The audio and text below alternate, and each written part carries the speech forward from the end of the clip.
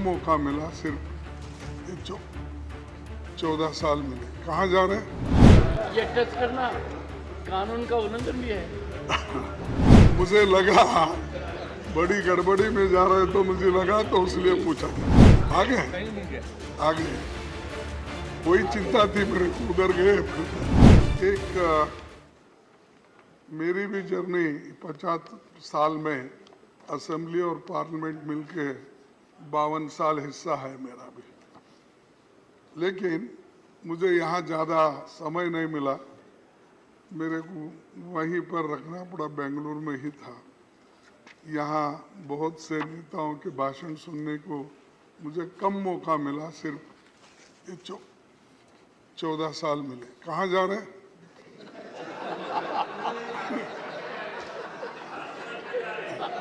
नहीं, बड़ी गड़बड़ी में जा रहे थे तो मुझे लगा, बड़ी गड़बड़ी में जा रहे तो मुझे लगा, तो इसलिए पूछा। ये टच करना कानून का उल्लंघन भी है। अब ये साहब, हमारे हाउस में उल्लंघन बहुत होते हैं, फिर भी आप दिलदार हैं, उसको संभाल लेते हैं। उसीलिए मैं बोला उसको, संजय सिंह को और चड्डा को बुला लो। आगे आगे कोई चिंता थी मेरे को, उधर गए फिर क्या।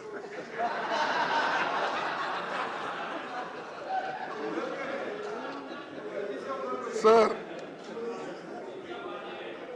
ये संविधान सभा, ये भवन आजाद भारत के सारे बड़े फैसलों का गवाह है, और इसी भवन में हमारी संविधान सभा 11 सत्रों में 165 दिन बैठी। उसने 90,000 शब्दों वाला जो संविधान बनाया, वो 26 जनवरी 1950 को लागू हुआ। जब नवंबर 1949 को संविधान सभा ने इसकी मंजूरी दी। वहाँ की बहस सुनने के लिए करीब 53,000 लोग आए थे, विजिटर्स, यानी इस मौके पे। सभापति जी, आपने अपने जयपुर के पीठासीन अधिकारी सम्मेलन में संविधान सभा के 11 सत्रों के व्यवधान रहित संचालन को एक आदर्श स्थिति कहा था। यानी किस ढंग से वो चला और कितनी अच्छी थी, ये आपने जयपुर के अपने मीटिंग में, अपने वक्तव्य में कहा। तो ऐसा वो एक वक्त था जो सबको लेके लोग चलते थे, और लोकतंत्र को ठीक ढंग से ठीक रास्ते पे ले जाने के लिए कितनी कोशिशें होती थी, इससे ये अंदाजा लगता है। उस वक्त कौन थे प्राइम मिनिस्टर? पंडित जवाहरलाल नेहरू थे। नहीं सर, आपकी याददाश्त बहुत अच्छी है। इधर क्यों देख रही? नहीं, इधर ये टैक्टिकल है। मतलब ऐसे लगता है कि बहुत अच्छा स्क्रिप्ट किया हुआ है। साहब मेरे आपको याद दिला रहे थे साहब, सर, आपको याद दिला रहे थे जरा। नहीं, बिल्कुल ऐसा ही था, क्योंकि तब राष्ट्र की बुनियाद रखने का काम हो रहा था। बुनियाद रखना, और बुनियाद के अंदर जो पत्थर जाते हैं वो दिखते नहीं, और जब वॉल पे आप नाम लगाते हो वही दिखते हैं। आप कभी भी जाइए साहब, आप तो 2-4 अनेक कोर्ट तो उद्घाटन किए होंगे अब तक, कहीं भी जाइए, जो बिल्डिंग ठहरती है बुनियाद पर, वो अंदर के मजबूत पत्थर किसको भी नहीं दिखते, लेकिन ऊपर का नाम। माने खड़गे जी, मैं हाल में भारत मंडपम गया था। हाँ, देखिए, भी देखी और ऊपर भी देखा। यही मैं बोल रहा हूँ। आप बहुत से लेकिन देखते हैं दुनिया के नेताओं ने जो मुझे कहा, सर बोलने दीजिए, आश्चर्यचकित हो गया। सर बोलने दीजिए। उसके नेम का भी आधार समझ में आ गया, ऊपर का भी समझ में आ गया। उसीलिए साहब इतने बिल्डिंग्स, आप कौन से भी इमारत बनी होगी, राजे रजवाड़ों के महल बने होंगे, और हमारी पार्लियामेंट बनी, पहले की पार्लियामेंट है, नई है, और कुछ कल जाने में अभी वो दिक्कत है, कौन देखे कौन नहीं दे, हमारी जगह कहाँ है वो भी ढूंढना पड़ेगा। उसमें मैं आपकी मदद करूंगा। अच्छा, और आज ही करूंगा। चलो सर, संविधान सभा ने चुने गए विभिन्न धाराओं के लोग महान नायक थे, उसमें अपने दौर के महारथी थे, उनका बड़ा जमीनी अनुभव भी था।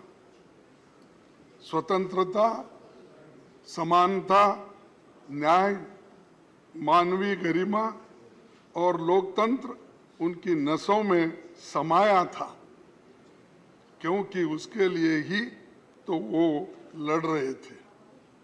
इसीलिए संविधान निर्माताओं ने हमें जो संविधान दी है, वही हमें आज भी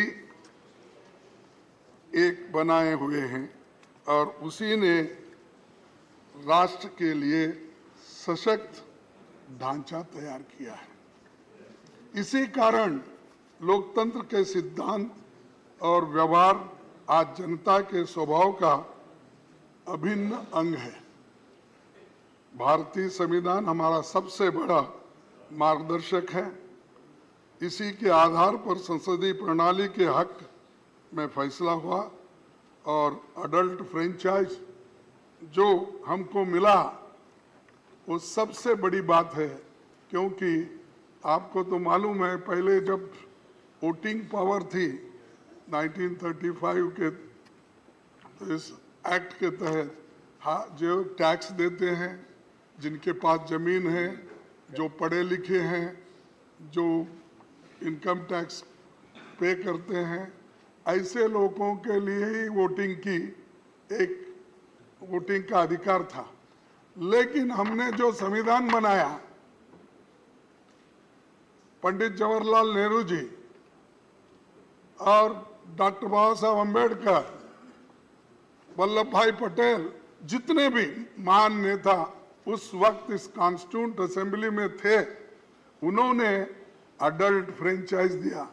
आप लिखो या आप पढ़े हो या अनपढ़ हो, आप गरीब हो या आप अमीर हो, सबको एक ही वोट, और उसका वैल्यू भी एक ही।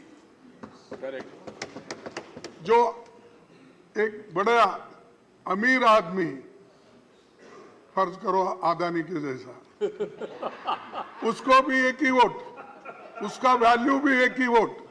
लेकिन आज हमारे जो कर्मचारी है, छोटे लोग हैं, काम करते, उनको भी एक ही वोट। ये किसने दिया? ये कॉन्स्टिट्यूशन जो बनाने वाले कांग्रेस के उस वक्त आज़ादी, जिन्होंने आज़ादी के लिए लड़े और ये दिलाए, और ये ढांचा बना। इसीलिए आज भी अडल्ट फ्रेंचाइज से ये देश जिंदा है, एक है और इंक्लूसिव है। और ये इंक्लूसिव बोले तो थोड़ा सा डर होता है उनको। इंक्लूसिव बोले तो फिर इंडिया, उसको क्या करते हैं छोटा करने के लिए, हमारे नड्डा साहब इंडी बोलते हैं। ठीक है, उसीलिए तो बोलो नाम बदलने से कुछ नहीं होता। इंडी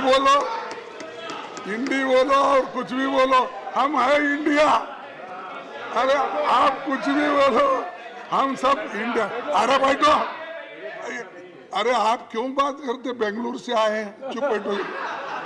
राजस्थान से बेंगलोर में हमारे नायकों ने बहुत मंथन करके जो संविधान दिया, वो जनता की आकांक्षाओं को खरा उतरा है।